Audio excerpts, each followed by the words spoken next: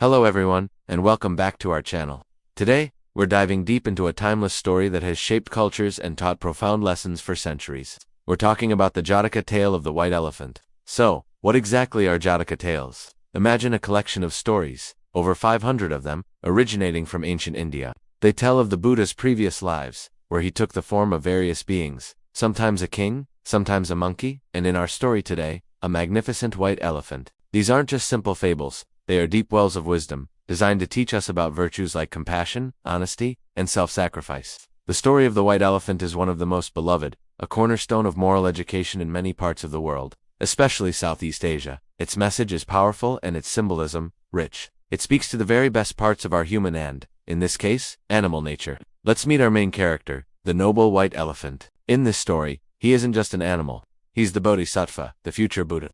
He is a majestic creature, living deep in the Himalayas, and he embodies pure kindness and selfless devotion. His most defining characteristic is his immense love for his blind mother, whom he cares for with unwavering dedication. Then we have the human characters, most notably, a forester from Benares, who gets lost in the dense woods. And of course, there's the king of Benares, who, as we'll see, plays a pivotal role in the unfolding drama. These characters create a classic setup: the pure-hearted hero, the person in distress, and the powerful ruler. Each one represents a different facet of human nature, from gratitude and greed to wisdom and justice. The story begins in a serene Himalayan forest, where the magnificent white elephant lives a peaceful life. His days are devoted to one purpose: caring for his blind mother. He finds the sweetest wild fruits for her to eat and ensures she is safe and comfortable. Their bond is the heart of this tale. One day, a forester from the city of Benares loses his way in the vast, confusing forest. He wanders for days, growing desperate and hopeless.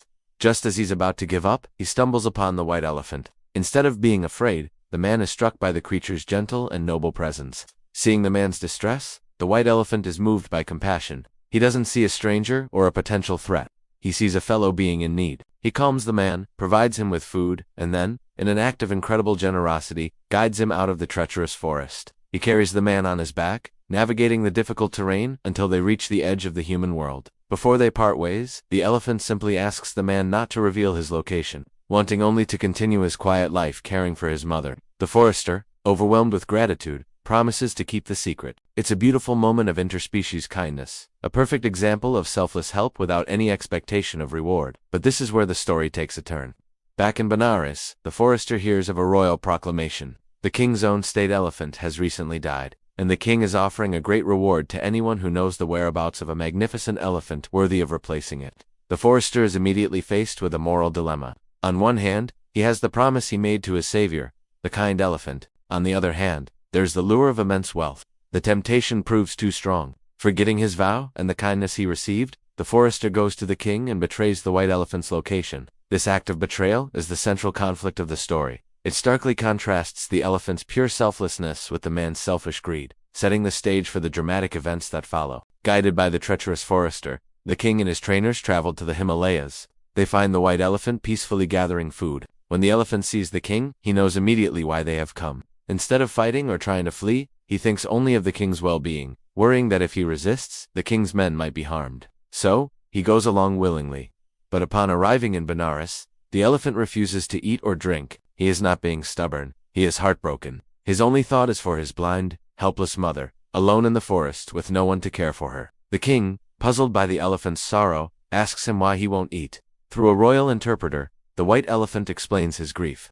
He speaks not of his own capture or loss of freedom, but of his mother, abandoned and starving in the mountains. His words are so full of pure, filial love and devotion that they deeply move everyone who hears them, including the king. The king is struck by a profound realization. Here is a creature, an animal, who possesses more virtue and moral integrity than the human who betrayed him. He is ashamed of his part in this injustice. The king recognizes the elephant's noble heart and orders his immediate release, declaring, "This noble creature is more human than many humans. His place is not in my royal stables, but with his mother." So, what powerful lessons can we draw from this incredible story? The most obvious is the importance of compassion and generosity. The white elephant helps the lost man without a second thought, simply because he sees suffering and wants to alleviate it. This is the essence of the Bodhisattva ideal: unconditional kindness. Then there's the theme of self-sacrifice. The elephant's primary concern is always his mother. His own comfort, freedom, and even his life are secondary to her well-being. This powerful depiction of filial piety is a cornerstone of many Eastern philosophies. The story also serves as a stark warning about betrayal and a lesson on gratitude. The forester's actions show us how easily greed can corrupt the human heart and make us forget the kindness we've received.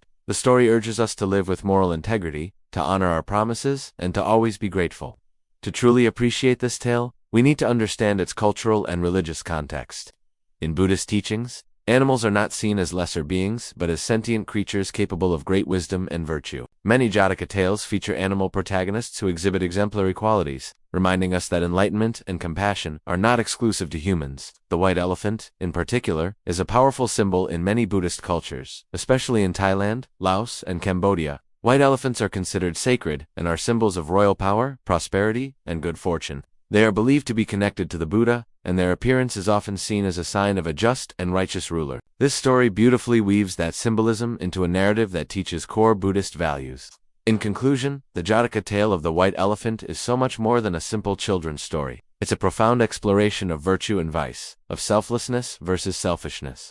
Its key morals, compassion, gratitude, and integrity are timeless. In a world that can often feel divided and cynical, this story reminds us of the power of pure-hearted kindness. It teaches both children and adults that true nobility lies not in power or wealth, but in the goodness of one's heart and one's actions toward others.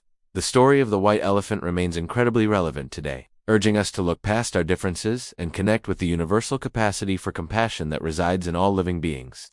Thank you so much for joining me on this journey into one of the world's great stories. If you enjoyed this video, please give it a thumbs up, and don't forget to subscribe and hit that notification bell so you won't miss our next exploration into timeless wisdom.